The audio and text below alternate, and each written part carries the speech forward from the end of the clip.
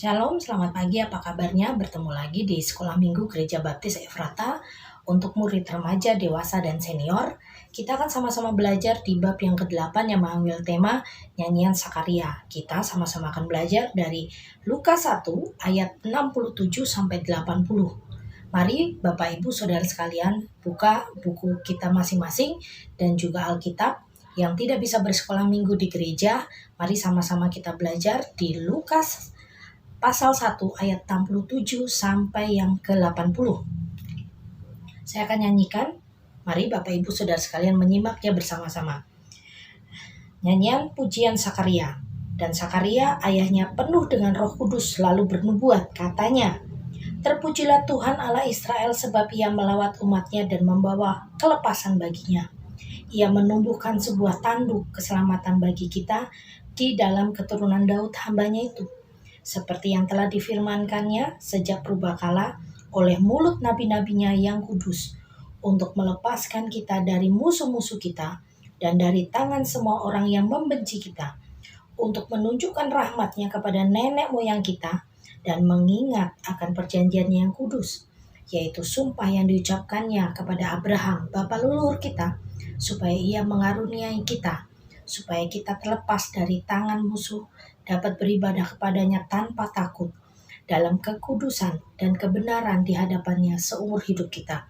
Dan engkau, hai anakku yang disebut Nabi Allah yang Maha Tinggi, karena engkau akan berjalan mendahului Tuhan untuk mempersiapkan jalan baginya, untuk memberikan kepada umatnya pengertian akan keselamatan yang berdasarkan pengampunan dosa-dosa mereka oleh rahmat dan belas kasihan dari Allah kita, dengan mana ia akan melawat kita, surya pagi dari tempat yang tinggi, untuk menyinari mereka yang diam dalam kegelapan dan dalam naungan maut, untuk mengarahkan kaki kita kepada jalan damai sejahtera. Ayat 80. Adapun anak itu bertumbuh besar dan makin kuat rohnya, dan ia tinggal di padang gurun sampai kepada hari ia harus menampakkan diri kepada Israel. Kita tadi sudah membaca ayat Alkitab kita di Lukas yang ke-1 ayat 67 sampai yang 80. Dalam bahasa Latin, nyanyian pujian Sakaria ini dikenal dengan istilah Benedictus. Mungkin Bapak Ibu Saudara sekalian pernah mendengarnya. Dan inilah Benedictus, yaitu nyanyian pujian Sakaria. Bapak Ibu, kalau kita membaca tadi ayat per ayat yang diucapkan oleh seorang Sakaria, dia begitu memuji dan memuliakan nama Tuhan.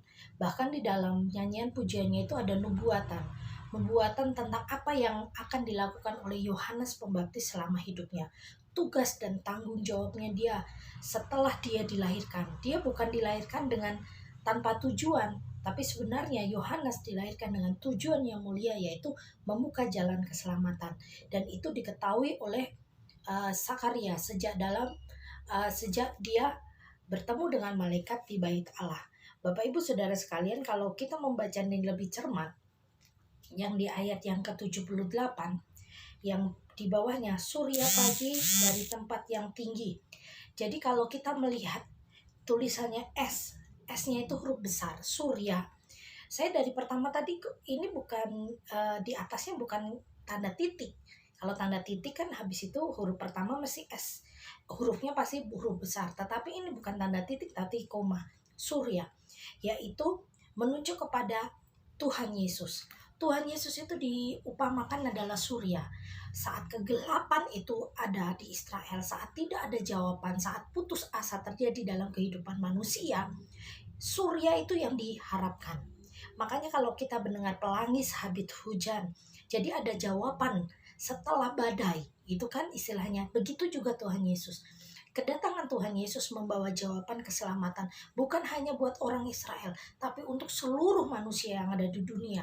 Setelah manusia jatuh dalam dosa, tidak ada satupun korban yang mampu menyelamatkan, mampu menghapus dosa manusia, mampu menyucikan manusia dan layak untuk masuk kerajaan surga. Dan akhirnya jawaban itu lahir. Jawaban itu muncul setelah Yesus Kristus datang ke dunia. Ide keselamatan ini jelas dari Tuhan sendiri. Begitu belas kasihnya Tuhan ke dalam kehidupan manusia, sehingga dia merancangkan satu cerita, satu kisah yang menarik, satu kisah yang ajaib.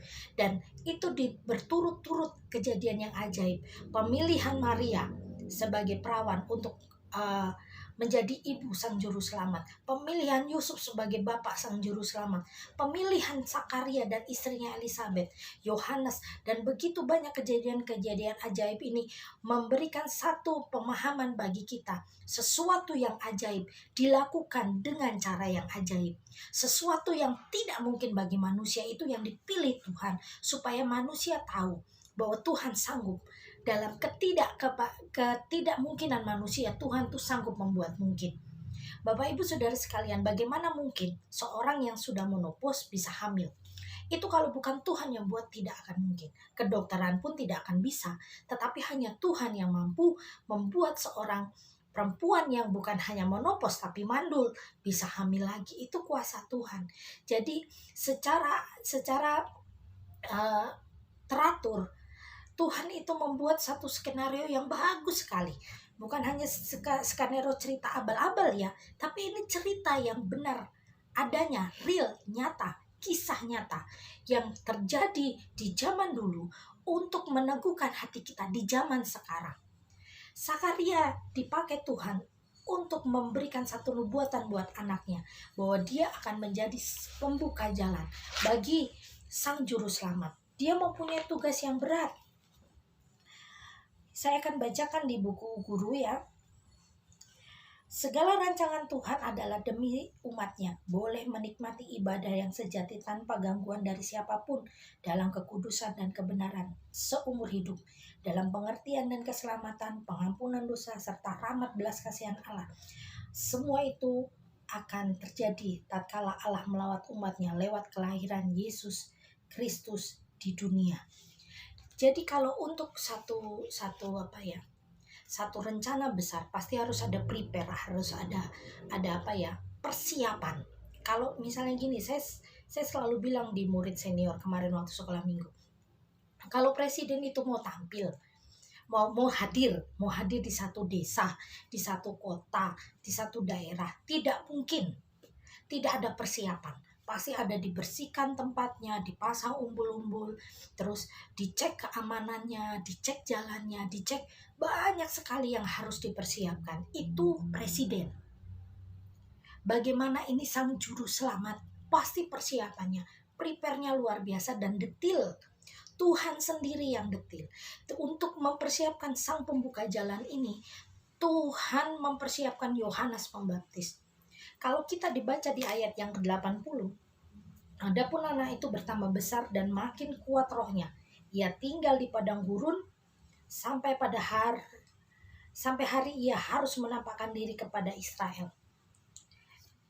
Yohanes Pembaptis tinggal bukan di lingkungan keluarga, bukan tinggal diasuh oleh papa dan mamanya, tetapi dia diasuh oleh Tuhan sendiri. Bukan di tempat yang enak, bukan di rumah yang nyaman, tetapi di padang gurun. Kalau kita membaca ayat-ayat selanjutnya, apa sih makanannya Yohanes? Belalang dan madu hutan. Dia tidur di mana? Di padang gurun. Pakaiannya apa? Bulu onta, pinggangnya kulit, gitu kan? Bagaimana seorang nabi Tuhan yang dipilih dipersiapkan begitu kerasnya oleh Tuhan. Dia tidak tinggal di rumah yang dimanja, tetapi Tuhan sendiri membentuk dia di mana? Di padang gurun. Begitu seriusnya Tuhan untuk mempersiapkan jalan keselamatan ini. Sang pembuka jalan ini bukan ecek-ecek. Duta ini dipilih Tuhan luar biasa. Dari keluarga baik-baik, dari keluarga yang takut akan Tuhan. Dipilih, diambil dan ditempatkan di tempat yang tidak biasa. Kalau kita lihat Samuel, bagaimana mamanya menangis dan akhirnya Tuhan memberikan seorang anak. Dan dalam waktu kecilnya, dia dibesarkan bukan di lingkungan mama papanya, tetapi di lingkungan hamba Tuhan, di lingkungan bait Allah. Dia tidak mengenal kasih sayang mama papanya, tapi dia mengenal kasih sayang Tuhan sendiri. Sehingga Samuel bertumbuh menjadi nabi Tuhan yang luar biasa. Yohanes pun seperti itu. Cara Tuhan mendidik hamba-hambanya yang keras, yang sepertinya kok kejam. Tetapi itulah cara Tuhan untuk membentuk mental-mental hambanya itu menjadi militan. Mental-mental yang kuat. Mental-mental yang gak gampang menyerah. Bapak Ibu Saudara sekalian, kalau kita membaca terus bagaimana nubuatan Sakaria ini, ayat 76, dan engkau, hai anakku, akan disebut Nabi Allah yang Maha Tinggi karena engkau akan berjalan mendahului Tuhan untuk mempersiapkan jalan baginya. Bukankah Yohanes berjalan dari satu kota ke kota lain untuk memberitakan bahwa hai kamu orang Israel, bertobatlah karena kerajaan surga sudah dekat, begitu kan?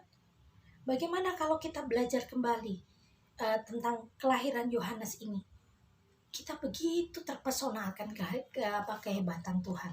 Saya akan bacakan kesimpulannya. Pujian Zakaria menyatakan keindahan yang akan terjadi dalam hidup tatkala Tuhan Yesus Kristus lahir di dunia. Allah melawat umatnya dengan penuh rahmat dan keselamatan, khususnya kepada umat Israel.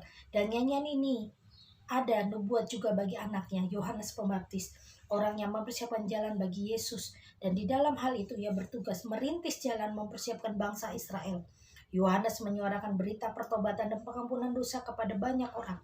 Melalui nyanyian Zakaria kita mengerti akan rancangan keselamatan Allah dalam Yesus, dan Yohanes Pembaptis yang akan dipakai Allah mempersiapkan jalan bagi Yesus. Bapak Ibu Saudara sekalian, banyak hal yang kita pelajari hari ini. Yang pertama, bahwa Tuhan itu sanggup menolong kita.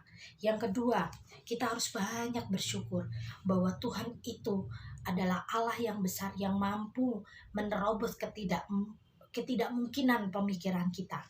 Yang terakhir yaitu kita belajar hari ini adalah karena begitu Allah mengasihi kita umat manusia, hendaknya kita selalu memasyurkan nama Tuhan. Memuji Tuhan bukan hanya saat kita senang saja, tetapi saat segala suasana kita harus mampu memuji Tuhan. Bukan hanya saat kita senang kita harus tersenyum dan bersyukur, tetapi di saat kesesakan, bahkan di saat kesulitan pun kita harus bersyukur dan tersenyum. Bapak Ibu Saudara sekalian, jangan pernah putus asa dalam kehidupan ini. Kita akan sama-sama semangat untuk terus memuji memuliakan nama Tuhan. Saya berharap Bapak Ibu Saudara sekalian bisa bergabung di sekolah minggu di gereja bila keadaannya memang sehat dan memungkinkan. Tetapi bila tidak, kita akan sama-sama masih belajar lewat online. Jadi jangan putus asa, jangan putus semangat. Kita akan terus sama-sama bisa memuji dan memuliakan Tuhan lewat berbagai macam cara. Jadi hari ini kita cukup sampai sekian. Kita tutup Alkitab kita berdoa. Tuhan Yesus yang baik, kami ucap syukur karena kebaikan-Mu sehingga kami diberikan anugerah untuk bisa belajar tentang keselamatan itu sendiri. Lewat kehidupan Yohanes Pembaptis, kami bersyukur kami bisa mengerti bagaimana Allah menolong kami, menyelamatkan kami. Berkati kami semua supaya kami bisa terus bisa bersyukur dalam segala keadaan. Bisa terus menerima keadaan kami di dalam Tuhan. Karena semua yang terjadi adalah seizin Tuhan. Dan Tuhan yang memberikan kami solusi dan jalan keluar. Bahkan kekuatan untuk melewatinya. Dan hanya di dalam nama Yesus kami percaya berdoa. Haleluya. Amin. Terima kasih Bapak Ibu Saudara sekalian. Sampai ketemu minggu depan. Tuhan Yesus memberkati.